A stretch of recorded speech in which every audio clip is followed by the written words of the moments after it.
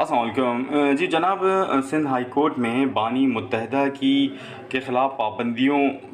के ख़िलाफ़ जो दरख्वास्त दायर की गई थी और जिन साहब ने वो दरख्वास्त दायर की थी, निसार पंवर जो कि साबिक़ रुकन असम्बली थे, वो गुमशुदा हो गए थे। गुज़िश्ता दिनों 30 अगस्त को वो गुमशुदा हुए थे और 31 अगस्त को इस केस की समाअत थी। तो बानी MQM पर पाबंदी ख़त्म कराने वाले दरख्वास्त गुज़ार साबिक़ रुकन असम्बली निसार पंवर की गुमशुदगी से मुताल्लिक़ दरख्वास्त पर समाअत अभी हो गई है और अदालत ने महकमा दाखिला Sindh, IG Sindh, DG Rangers और दीगर फ़रीक़ैन को नोटिस जारी किए। ये जो दीगर फ़रीक़ैन हैं उसमें CDD का महकमा है, इसके साथ साथ दीगर महकमा जात हैं जिनमें DIG साहब हैं उस कंसर्न्ड एरिया के, उनको जो है वो फ़रीक़ बनाया गया है। अच्छा, जो निसार पंवर साहब थे उन्होंने बानी MQM पर पाबंदी ख़त्म कराने के ख़िलाफ़ दरख्वास्त दी थी और जिनका ये कहना था कि उनको क़ानूनी तौर पे ये राइट हासिल हैं बानी MQM को कि वो अपना ख़िताब भी कर सकते हैं और वो जो हैं बानी MQM जो हैं उनके जो सियासी जो सरगर्मी है उस पर पाबंदी है वो भी ख़त्म की जाएंगी। उनका कहना था, इस हवाले से उन्होंने 4, 9, 10 और मुख्तलिफ़ दफ़ात भी जो है वो मेंशन की थी। उनका ये कहना था कि बानी मुत्तहदा एक मुहिब्बे वतन कारकुन है, मुहिब्बे वतन शहरी हैं और बानी मुत्तहदा से कुछ बयानात थे जिस पे कुछ गलत फहमियाँ थीं और वो गलत फहमियाँ तो दूर भी की जा सकती हैं और मामलात को जो है वो हल करना चाहिए और बानी मुत्तहदा के जो तकरीर है उस पर से पाबंदी हटानी चाहिए ताकि वो सैलाब ज़दगान की मदद में अपना किरदार अदा कर सकें और मुल्क की तरक्की और खुशहाली के लिए अपना किरदार अदा कर सकें।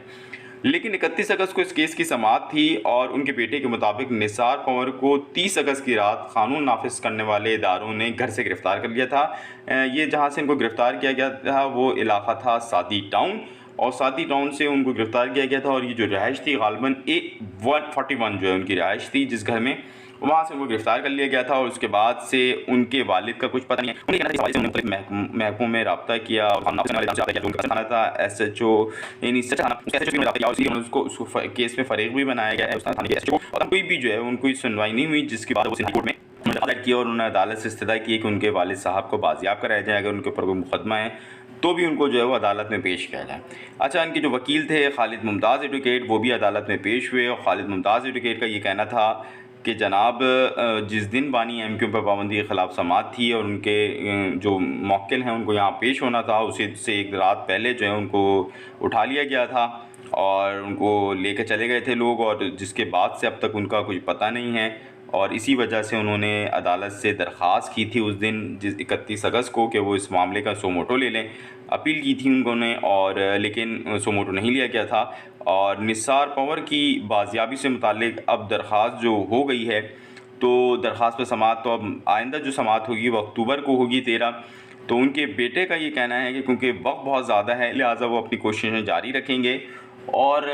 वो ये भी कोशिश करेंगे कि किसी तरह दोबारा कोई अर्जेंसी की दरख्वास्त लगा के दोबारा से केस की समाअत कर ली जाए। ताहम जो सोर्सेज़ हैं वो ये कहते हैं कि जनाब अगर ये मुमकिन है कि ये कहीं घूमने गए हों कहीं और उनके जो बच्चे हैं उनको ना पता हों या जो भी मामला हो तो वो वापस आ जाएं 13 अक्टूबर से क़बली। तो देखें इस केस में क्या होता है। ताहम इस केस में जो कुछ भी नया होगा और रिपोर्ट करने लायक होगा तो हम आपको ज़रूर इस हवाले से आगाही फराहम करेंगे। तो रिपोर्टर्स 21 के साथ जुड़े रहिए, आपको मुस्तनद ख़बरों के हुसूल का ये एक ज़रिया है। बहुत शुक्रिया।